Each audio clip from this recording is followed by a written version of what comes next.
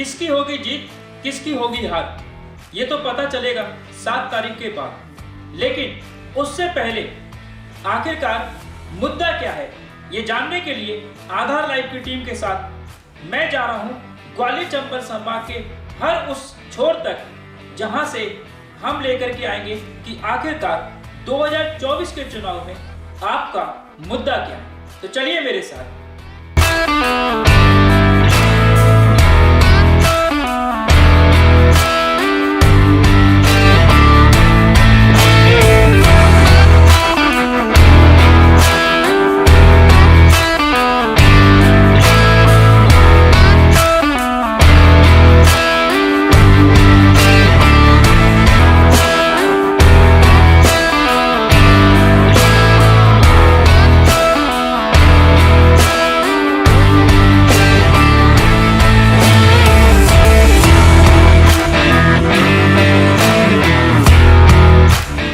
नमस्कार, आधार लाइव पर आपका स्वागत है। मैं हूं संजय भारद्वाज और लोकसभा चुनाव 2024 की तैयारियों के लिए निर्वाचन आयोग ने तैयारी पूरी कर रखी है। आधार लाइव की टीम पूरे ग्वालियर चंबल संभाग में घूम घूम कर लोगों का हालचाल जानने की कोशिश कर रही है।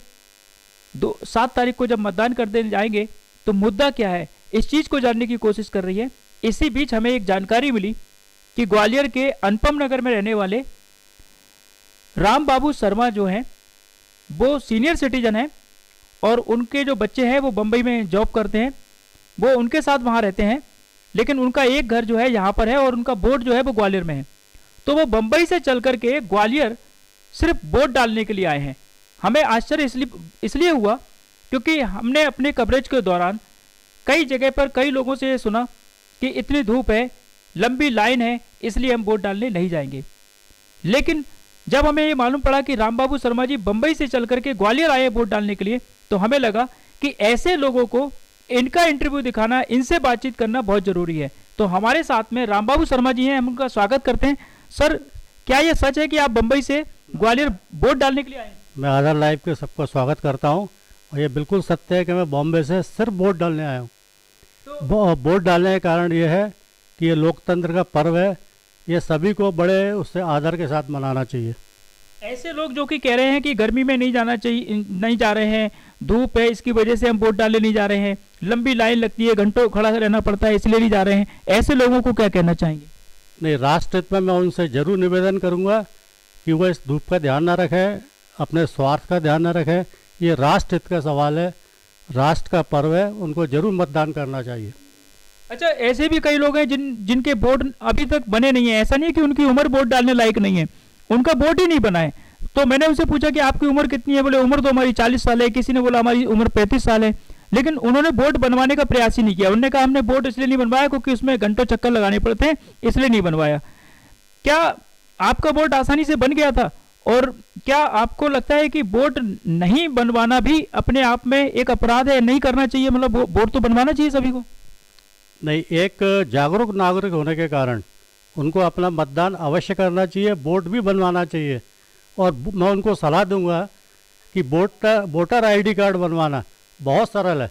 वो चाहे तो खुद जाके कार्यालय में जाके बनवा ले, नहीं तो ऑनलाइन सुविधा इतनी अच्छी है जिसका कोई जवाब नहीं है। हमें ऐसा मालूम पड़ा कि आपका भी कुछ वोट डिस्टर्ब हुआ था, तो वो थोड़ा सा बताना चाहेंगे? हाँ जी, हाँ, मेरा वोट बिल्कुल डिस्टर्ब था। मैं विधानसभा में मतदान करना चाहता था, लेकिन देखा मैंने कि मेरे इस एरिया में मेरा नाम ही नहीं है। फिर मैंने जब इसकी जानकारी ली, पूरा पता लगाया, फिर जब कुछ नहीं हुआ तो मैंने अपना इलेक्शन आईडी कार्ड ढूंढा जो मेरा पुराना छत्तीसगढ़ का था, जहाँ मेरा पेरेंटल हाउस है, और वहाँ के बीएलओ से मिला। बोले हाँ, इस आधार पे आपका कार्ड बन जाएगा। और मैंने दिया और उन्होंने मुझे कार्ड बना के दिया। उसके बाद मैंने ऑनलाइन अपना मतदान पर्ची भी निकाल ली है और मैं 7 तारीख को अवश्य मतदान करूँगा। मतलब आपने इतना परिश्रम किया सिर्फ वोट डालने के लिए? जी हाँ, मैं बॉम्बे जा चुका था, इसके बाद भी मैं जो है वोट डालने ही आया हूँ सिर्फ। शर्मा जी, कितनी उम्र होगी आपकी? मेरी 67। 67 की उम्र में इतना उत्साह वोट डालने को लेकर के है, या सरकार के विकास को लेकर के वोट डालने जाएंगे, या सरकार से नाराजगी है इसलिए वोट डालने जाएंगे? ऐसा क्या है जो बम्बई से आपको यहाँ खींच करके ले आया? सरकार से कोई नाराजगी नहीं है। राष्ट्र के विकास और राष्ट्र की जो छवि है दुनिया में आज की तारीख में, वो अग्रणी है। भारत हमेशा अग्रणी होना चाहिए, ये मेरा संकल्प है। लोकल जो प्रत्याशी हैं क्या वो भी दिमाग में रहेंगे, उनको देख करके भी वोट देंगे, या फिर सिर्फ राष्ट्रीय मुद्दे हावी रहेंगे और मोदी जी सिर्फ चेहरा रहेंगे? राष्ट्रीय मुद्दा हावी होना चाहिए, ना कि किसी प्रत्याशी पे जाना चाहिए। हमारा ये कर्तव्य है कि राष्ट्र के विकास में हम जिस प्रकार से भी डायरेक्ट और इनडायरेक्ट यदि कोई योगदान दे सकते हैं, जो मतपत्र हमारा जो बहुत अमूल्य है, उसका उपयोग जरूर करें। आप अभी आपने 67 आपने उम्र बताई है, मतलब मैं थोड़ा सा जानना चाहूँगा कि आप इससे पहले मतलब क्या वर्क था आपका, क्या करते थे आप? मैं इससे पहले स्टेट बैंक ऑफ इंडिया में अधिकारी था और वहाँ मैं काम करता था। यहाँ ग्वालियर में भी मैं मुरार ब्रांच और मोतीमल ब्रांच या रीजनल ऑफिस में काम कर चुका हूँ और मैं काफ़ी मेरा जनसंपर्क भी है यहाँ। तो कितना उत्साह है आपका वोट डालने के लिए? बहुत ज़्यादा उत्साह है मेरा। मतपत्र बिल्कुल ज़रूर मतदान कर। बच्चों ने रोकने की कोशिश की बम्बई में, बच्चों ने कहा कि अरे इतनी दूर इतना पैसा खर्च करके वोट डालने को जा रहे हो, ऐसा किसी ने कहा? बच्चों ने नहीं कहा, बच्चों ने मतदान किया। मेरा बड़ा लड़का बेंगलोर में मतदान कर चुका है और छोटा भी 20 मई का इंतजार कर रहा है। बहुत ही बढ़िया। देखिए ये एक उदाहरण है, मतलब राम बाबू शर्मा जी, और ऐसे लोग देश के लिए और समाज के लिए बहुत जरूरी हैं, जो अपने वोट की कीमत को जानते हैं। वो समझते हैं कि मेरा किराया इतना ज़्यादा नहीं है जितने मेरे वोट की कीमत है, क्योंकि ये वोट आपकी दिशा और हमारे देश की दशा बदल सकता है। हमारे साथ में अभी जैसे कि शर्मा जी बता रहे थे कि मेरा संपर्क काफ़ी बड़ा है और मुझे पता था, तो मैंने कहा कि मैं आपका इंटरव्यू करने के लिए आ रहा हूँ, क्योंकि आपने एक ऐसा काम किया है बम्बई से ग्वालियर आकर के जो बहुत सारे लोगों को आईना दिखाने का काम करेगा, प्रेरणा देने का काम करेगा। तो मैंने कहा एक दो अपने मित्रों को और बुला लीजिएगा। एक उनके परम मित्र हैं समाधिया जी, हम उनसे थोड़ा सा बातचीत करेंगे। समाधिया जी आपका भी स्वागत है। आपका भी बहुत बहुत धन्यवाद। और मुझे जान के बहुत खुशी है कि आधार लाइव पूरे शहर में घूम के, आसपास के क्षेत्रों में घूम करके लोगों को जागरूक करने का कार्य कर रहे हैं। समाधिया जी आप क्या करते हैं या क्या करते थे? मैं तो रिटायर हो गया जून 2013 में। आर्कियोलॉजिकल सर्वे ऑफ इंडिया में सीनियर क्लास 1 ऑफिसर था और उस दौरान मेरी पोस्टिंग पूरे हिंदुस्तान में रही। जयपुर रहा, आगरा रहा, इंदौर, भोपाल, गोवा, सभी जगह मेरी पोस्टिंग रही। इसके अलावा विदेशों में काफ़ी जगह मैंने काम किया है। जी आपने इतनी जगह पे काम किया है, देश में भी कई जगह पे काम किया है। आप बताना चाहेंगे हमारे दर्शकों को कि एक वोट की कीमत क्या होती है? इस वोट की कीमत तो, इसकी कोई कीमत नहीं है। ये वोट जो है अमूल्य होता है और इस वोट का मताधिकार का प्रयोग करना चाहिए हर भारतीय को, हर सिटीजन को, हर नागरिक को जिसकी की आयु 18 साल से ऊपर है, उन सबको इस मताधिकार का उपयोग करना चाहिए।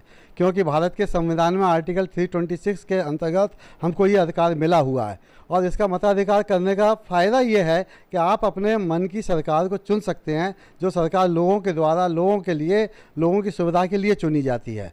तो अगर आप इस मताधिकार का उपयोग नहीं करते हैं तो आप भविष्य में कुछ कहने के लायक नहीं रह सकते, क्योंकि जब आपको जो सुविधा दी गई है तो उसके अनुसार आपको सरकार का चयन करना चाहिए और सरकार का चयन, अच्छी सरकार का चयन करेंगे आप तो देश का विकास होता है, सांस्कृतिक मूल्यों का विकास होता है। बहुत सारी चीज़ें हैं जिनके अंदर ये सब विकास की चीज़ें आती हैं। कुछ लोग कहते हैं कि हमें नेता पसंद नहीं आ रहा इसलिए हम वोट डालने नहीं जा रहे, कुछ लोग कहते हैं गर्मी ज़्यादा है इसलिए वोट डालने नहीं जा रहे, कुछ लोग कहते हैं लंबी लाइन लगती है इसलिए नहीं डालने जा रहे, कुछ लोग कहते हैं वोटर कार्ड ही नहीं बना इसलिए नहीं जाने। बहाने बहुत सारे हैं, आप उनको क्या जवाब देंगे? मैं ही जवाब दूंगा साहब। वोटर कार्ड बनाने का जहाँ तक सवाल है, सरकार ने इतनी सुविधाएं कर दी हैं कि आप घर बैठे अपना कार्ड बनवा सकते हैं। बीएलओ आपके घर पे आएगा, फॉर्म भरवाएगा, सब कुछ कार्ड बना करके वो दे जाते हैं। ऑनलाइन भी आप कर सकते हैं उसका उपयोग। दूसरी बात, जहाँ तक वो लोग कहते हैं गर्मी बहुत है, वोट देने नहीं जाते, एक बात मेरी समझ में नहीं आती।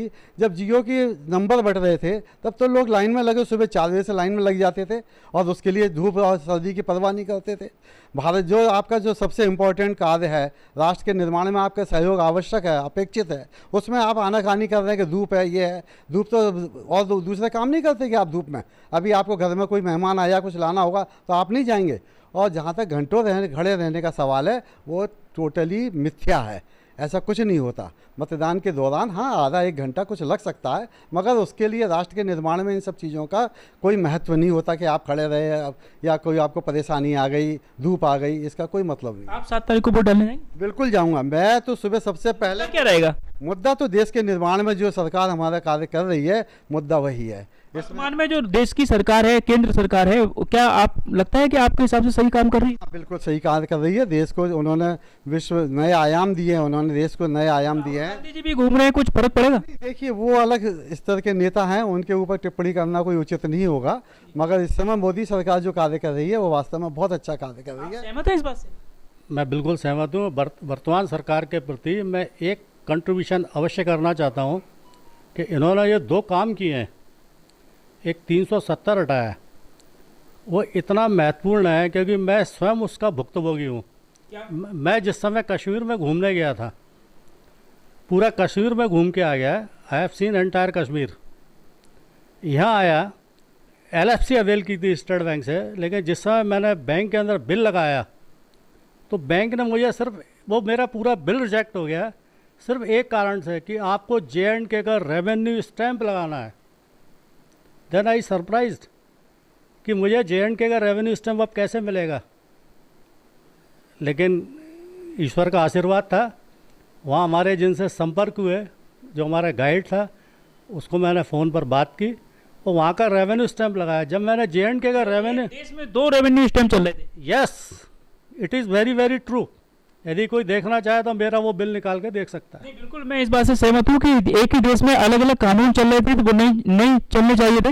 मोदी जी ने उसको दूर किया, उसको लेकर के बहुत सारे लोग हैं जो खुश भी हैं, तो मतलब उनमें से एक आप भी। यस, बिल्कुल। 370 कानून, मतलब आज जम्मू कश्मीर, मतलब भारत। जी भी कहते हैं, कभी कहते हैं कि मैं जनेऊधारी ब्राह्मण हूँ, कभी कहते हैं मैं हिंदू नहीं हूँ, मतलब दोनों बातें कर लेते हैं। ठीक है, राजनीतिक परिप्रेक्ष्य में वो कुछ भी कह सकते हैं, वो उनका अधिकार है, उसमें कोई बात नहीं है। उनकी मेहनत कुछ रंग लाएगी क्या इस बार? कांग्रेस कहीं फाइट में दिख रही है? ये कहना चाहिए कि बीजेपी के अगेंस्ट में वो फाइट में नहीं है। नहीं, सारे लोग मिलकर के लड़ रहे हैं, तो इंडिया गठबंधन बना लिया। नहीं, वो इंडिया गठबंधन तो जब होता कि गठबंधन का कोई जो है एजेंडा होता, सभी ने अपने अपने जो एजेंडा इलेक्शन के दिए हैं। विधानसभा में सब एक दूसरे के खिलाफ लड़ते हैं, लोकसभा में सब एक है, मतलब मोदी जी को हराना एकमात्र लक्ष्य है। और वो मोदी जी को हराने का लक्ष्य नहीं होना चाहिए, राष्ट्र के निर्माण में उनका लक्ष्य होना चाहिए। मैं आपकी बात से पूर्णतः सहमत हूँ कि राष्ट्र के निर्माण में उनका लक्ष्य होना चाहिए। हमारे साथ में राष्ट्र में निर्माण करने के लिए सबसे ज़्यादा अहम, अगर किसी के कंधों पर जिम्मेदारी होती है तो वो होते हैं देश के युवा। हमारे साथ में कुछ युवा भी हैं, हम उनसे बात करेंगे। भैया, क्या नाम है आपका और कहाँ रहते हैं, क्या काम करते हैं? मेरा नाम राहुल पाटीदार है। मैं स्टेट बैंक ऑफ इंडिया में जॉब करता हूँ। आधार लाइव के माध्यम से मैं देश की जनता को ऐसे निवेदन करना चाहता हूँ कि लोकतंत्र के इस महापर्व में बढ़ चढ़कर हिस्सा लें, क्योंकि यहाँ के पूर्व प्रधानमंत्री श्री अटल बिहारी वाजपेयी भी कहते थे कि सरकारें आएंगी जाएंगी, लेकिन इस देश का लोकतंत्र रहना चाहिए। तो इस देश के लोकतंत्र इस महापर्व में बढ़ चढ़ के हिस्सा लें और इस देश के लोकतंत्र को राष्ट्र की प्रगति के लिए अपनी जिम्मेदारी का पूर्ण निर्वहन करें। ये निर्वहन आप 7 तारीख को करेंगे, आप वोट डालने जाएंगे? जी बिल्कुल। परिवार के साथ जाएंगे? जी बिल्कुल। आप स्थानीय ग्वालियर के निवासी हैं, कहीं बाहर से आए? मैं बेसिकली रहने वाला खरगोन से हूँ, तो मेरा वोट वहाँ पे रहेगा, मैं वहाँ पे जाऊँगा। मतलब आप ग्वालियर से खरगोन जाकर के वोट डालेंगे और कोई ग्वालियर आकर के बंबई से वोट डाल रहा है। ये इस घर में हमें कुछ ऐसी तस्वीरें देखने को मिल रही हैं, ऐसे लोगों से मिलने का कुछ मौका मिला है जो कहीं ना कहीं इस देश के लिए उदाहरण प्रस्तुत कर रहे हैं। हमारे साथ में एक युवा और हैं, हम उनसे बात करेंगे। क्या नाम है तुम्हारा? रचित दुबे नाम है मेरा। रचित जी, क्या करते हैं? मैं इवेंट मैनेजर हूँ और एज ए रिपोर्टर हूँ आर्मी। कहाँ पर रहते हैं? मुरार में रहता हूँ मैं। मुरार में रहते हैं। वोट है आपका? जी वोट है, बिल्कुल है। 7 तारीख को वोट डालने जाएंगे? जी जरूर जाऊँगा 7 तारीख को। मैं जाके क्या फैमिली मुद्दा रहेगा वोट डालते समय? मुद्दा तो सर वही है, युवाओं से मैं बोलना चाहूँगा कि सुबह उठे सबसे पहले वोट दीजिए।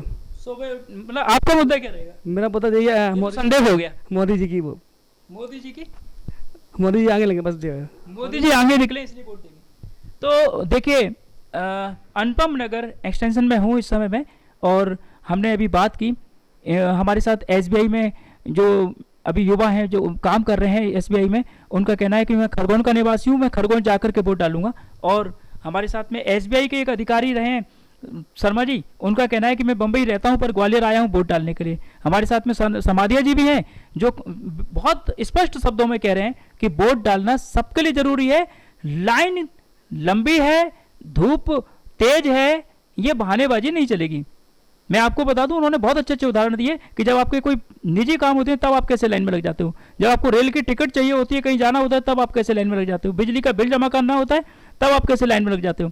और ये तो सब छोड़ो, जब कहीं मंदिर के बाहर भंडारा प्रसादी बिट रहा होता है तो भंडारे की 2 पूड़ी और थोड़ी सी सब्जी और थोड़ी सी बूंदी के लिए कैसे लाइन में लग जाते हो। वो प्रसादी पाने के लिए आप वोट में जैसे लाइन में लगते हो, उसी तरीके से ये तो पूरे देश की महाप्रसादी है आपके हाथ में जो वोट है। तो अपने वोट की कीमत को पहचानिए। जैसे कि समाधिया जी ने कहा कि ये वोट जो है अनमोल है, इस अनमोल वोट की ताकत को पहचानिए और अपने मत का अपने अधिकार का, अपने कर्तव्य का पालन कीजिए। 7 तारीख को जरूर मतदान कीजिए। अपने सहयोगी शेरू कुशवाहा के साथ मैं संजय भारद्वाज, आधार लाइव के लिए।